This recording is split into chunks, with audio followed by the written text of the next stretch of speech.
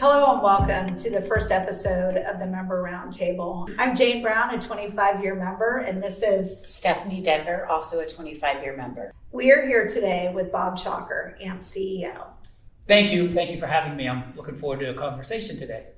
Bob, can you please tell us a little more about the merger, how we got here to AMP from NACE and SSPC?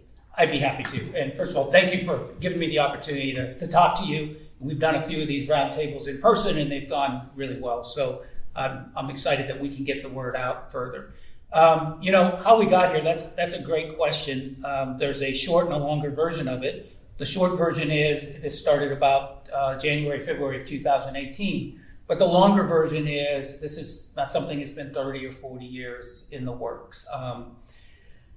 This past, February 2018 at the SSPC conference, at that time, Chairman-elect Joe Walker and Terry Greenfield ran into each other in the hall at the conference.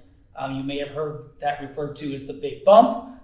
Both of those are guys who are of substantial size, and they ran into each other and started to have a conversation. And the conversation turned to, does it make sense, and could we merge SSPC and NACE?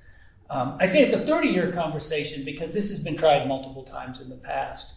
It started 30, 40 years ago, from what I understand, well before my time, and frankly, memories fade. And from what I understand, it's been attempted at least 3 times. And there is actually a story that there was a 4th time as well that never got any traction. Each time it was attempted in the past, people knew that this was the right thing to do, and it made sense. The history of the two organizations go back a long ways. In fact, NACE is 78 plus years old, and SSPC 73, 74 years old. They've both been around a really long time, and they've worked in the same industry for a really long time. You can go all the way back to the founding of SSPC, and there were NACE members involved in that founding when it was first created at Carnegie Mellon. So the relationship goes way, way back. The other times when it was attempted, something got in the way of it being successful. One time it got all the way to the night before the board votes. There was a disagreement over something. Memories fade. I've heard different stories, so I won't repeat them, but something happened and it fell apart. I think there's always been a recognition from industry that the two organizations play a really important role in our industry, and it would be better if they were together. I can share a story. When I came to NACE in 2010, I went to one of my first NACE events. I believe it was the Central Area Conference. And I was approached by one of our member leaders at the time, and we were talking about a couple different things. But one of the things he said to me was, if you ever get the opportunity to bring NACE and SSPC together as one organization, take it. It's the right thing to do for our industry. I didn't understand what that meant at the time. I was completely new to NACE. I was completely uninitiated in any way to SSPC. I've been with the organization a couple months, but it always sort of stuck with me. And throughout the years, I've heard this. A lot of our members participate in both organizations. A lot of the companies support both organizations. So there's some real reasons for it to make sense. So Joe and Terry had their conversation at the event. I got a call the next morning from Terry. I suspect Bill Worms got a similar call from Joe. And he said, hey, I had a conversation last night. I need to give you a heads up on what we talked about. And he told me they talked about the possibility of a merger. Terry asked what I thought, and I said, look, this is a member decision. This is something that our boards need to determine. Does it make sense? Doesn't it make sense? I said, you won't hurt me in the process. I think it's if it makes sense, it will all work out in the end. Similar conversation was held on the SSPC side, and so the decision was made to bring a small group of member leaders together. That first meeting was held, I believe, in Washington, D.C. We met with our attorneys with representation from both sides, and we sat down and we talked about what could this look like? Could it make sense? What would be the value proposition if we did bring the two organizations together? What would be the roadblocks and the concerns? And we spent a couple hours just sort of brainstorming about could it work or wouldn't it work?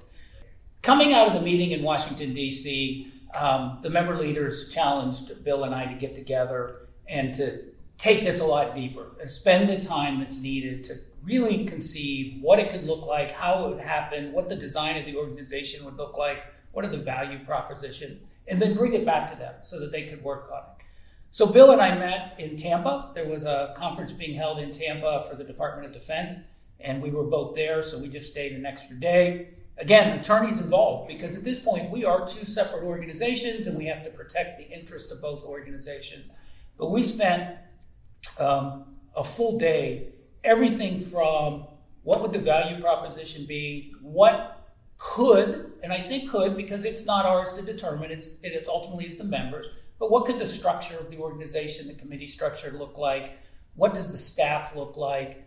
How would things change, and what could we do with it? And so we brought that back then to the member leaders.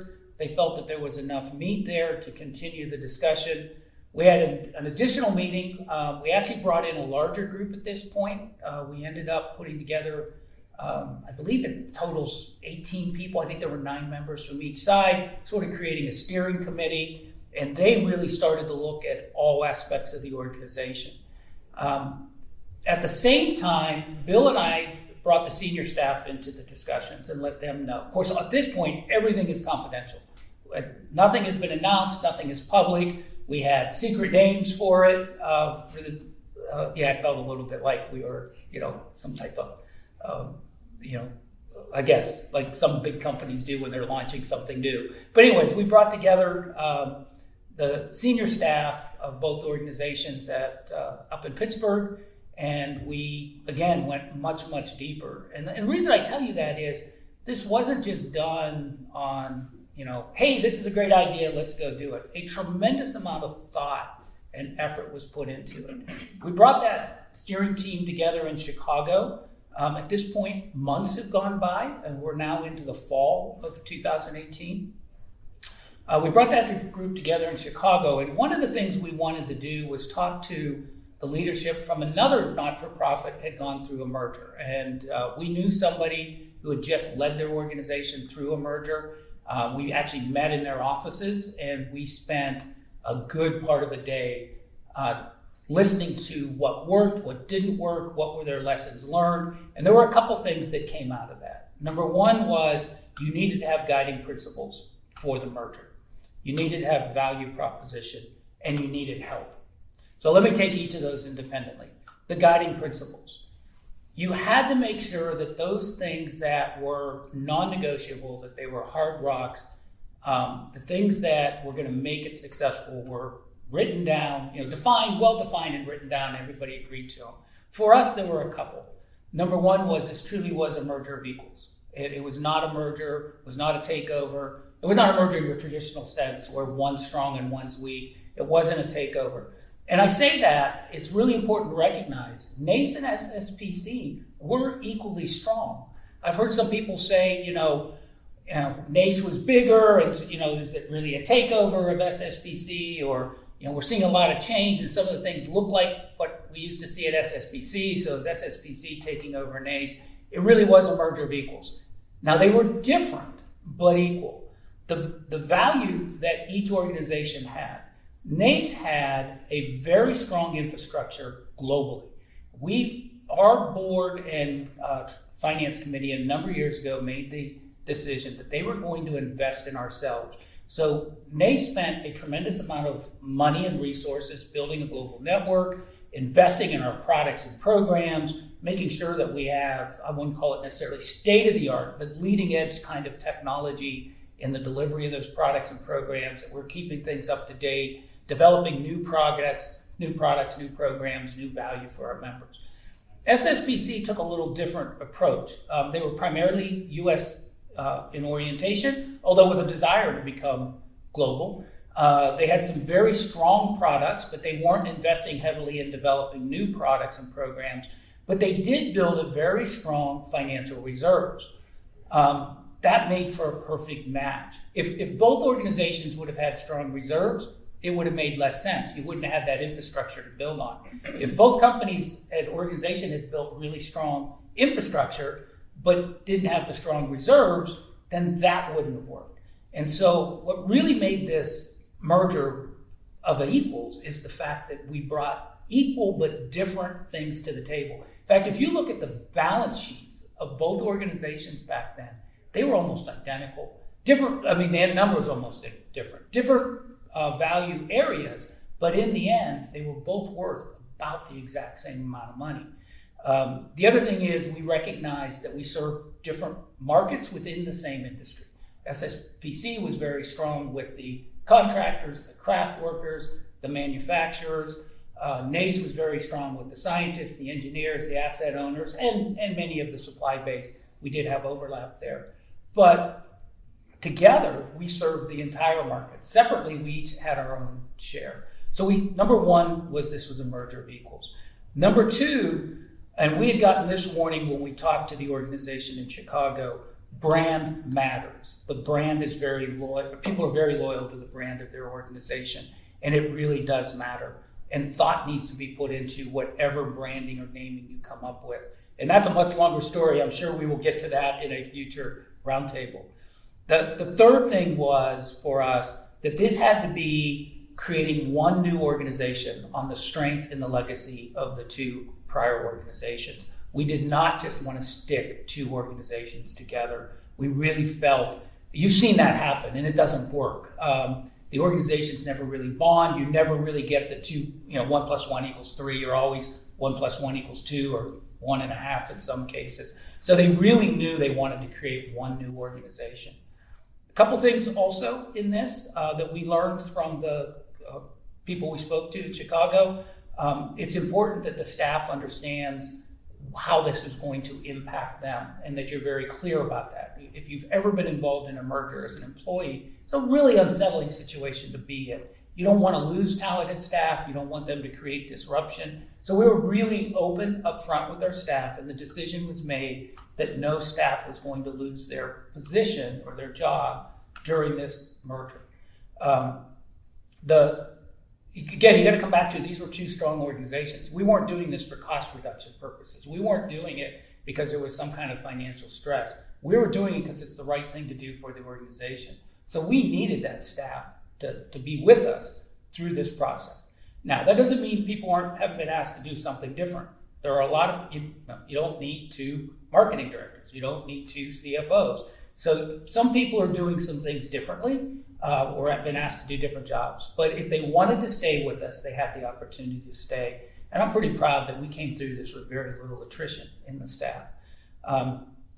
The next thing we said was that there really is value in the market where we had physical locations. So SSPC's headquarters was in Pittsburgh, NACE's was in Houston, plus we had the NACE offices around the world. We really felt that having a strong center in both Houston and Pittsburgh was important. Both are strong areas in the United States where our industry is active. If you look at Pittsburgh, you have a big part of the coatings industry as well as the traditional coatings industry within that area. And of course, Houston is strong with oil and gas and infrastructure and maritime being here. So we really didn't feel that we needed to make people move or to merge headquarters, that we would keep both physical buildings. The last tenet that we followed was we saw this as a real opportunity to reset or relook at everything we do as an organization. It's very rare that you get the opportunity to assess how you do things and really bring in best in class or best practices. Let me come back to that because I'm going to talk about the committees that got structured and the instructions that we gave them. So anyways, we had that those guiding principles. And so we now have this leadership team. And the leadership team was charged with the responsibility to come up and develop enough of a structure and provide enough information that we could have a vote by the board of directors and by the membership. And so now you're getting into really the late 2019, early 2020, between late 2018 and 2019, this group worked hard to answer as many questions as they could to design what the organization would look like. It was made up of equal members from both NACE and SSPC. There was some staff support. And the one thing I failed to mention, this was the help we needed. We did recognize that this was a really heavy lift, And so we contracted with a company called McKinley Advisors, who really provided the program management. They've helped several not-for-profits to a merger in the past. So not only did they bring program management skills, they brought a lessons learned and expertise and knowledge to the table to help us design everything from governance to how do we best assess products, programs, services, et cetera. So one of the things that came out of that work was we were going to need to launch a lot more committees if this passed, because if you think about everything that this organization does, from education to standards to conferences and events, there is so much that we do that to really go deep and really understand it was going to take a Herculean effort.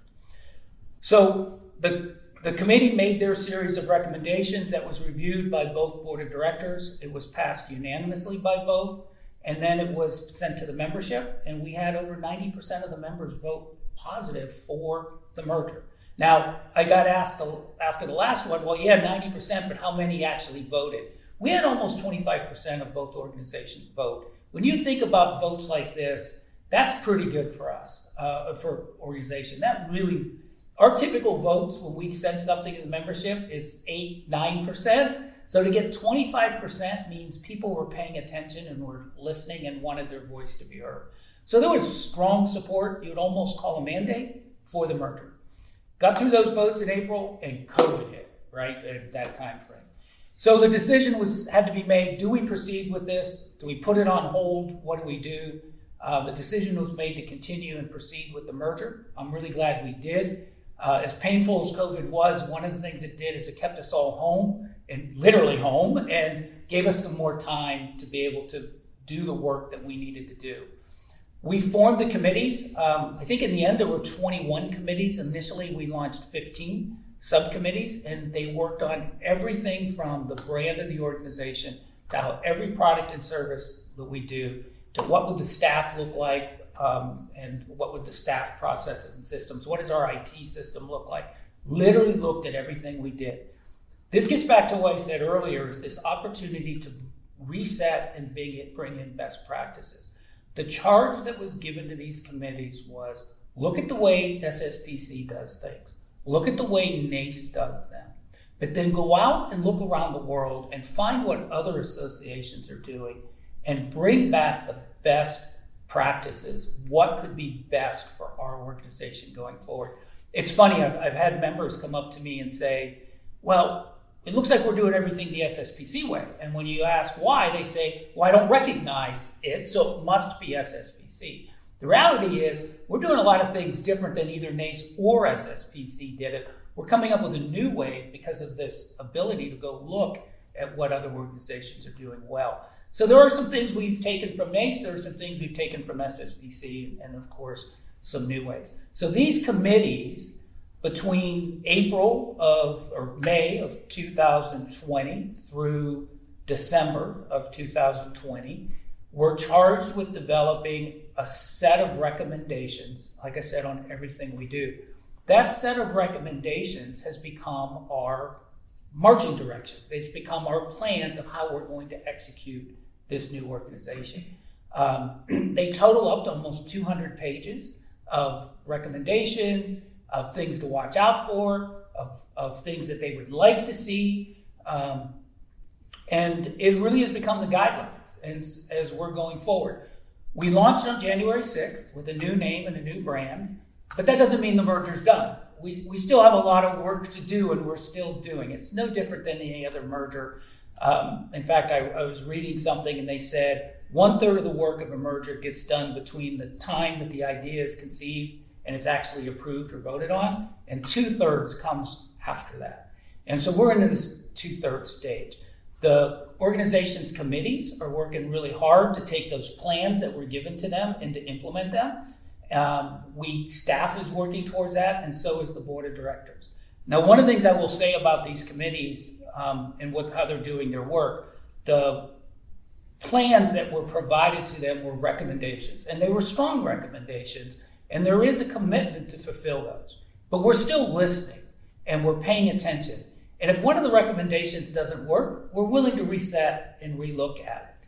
to really put the best plan in place. So these business plans that I talked about aren't necessarily set in stone, but they are pretty hard carved, and we want to stick to them because a lot of good work went into developing them. But when it makes sense to do something different, we're willing to do that. And so the rollout of this is probably going to take another year, but we're making great progress. Members like yourselves are highly involved in it. I did a bit of a count, and as I can see it, there are over 500 members who have been involved in the development of this merger. If you think about the board of directors, the leadership committee, all of the subcommittees, and now the program committees and the boards and things that are in place with AMP, there's 500 plus members who've got their fingerprint in some way on this merger. So that's how we got here. That is very interesting, Bob, and informative. So Bob, if members have more comments or questions, where can they get in touch with you or in the organization? So the best way to do it is to send it to an email to myself at robert.chalker@amp.org. We'll get those and either answer them directly or maybe feed them back into this roundtable, and we can address them to the larger group. Super. This has been awesome. Thank you so much. You're welcome. Thank Thank you. you.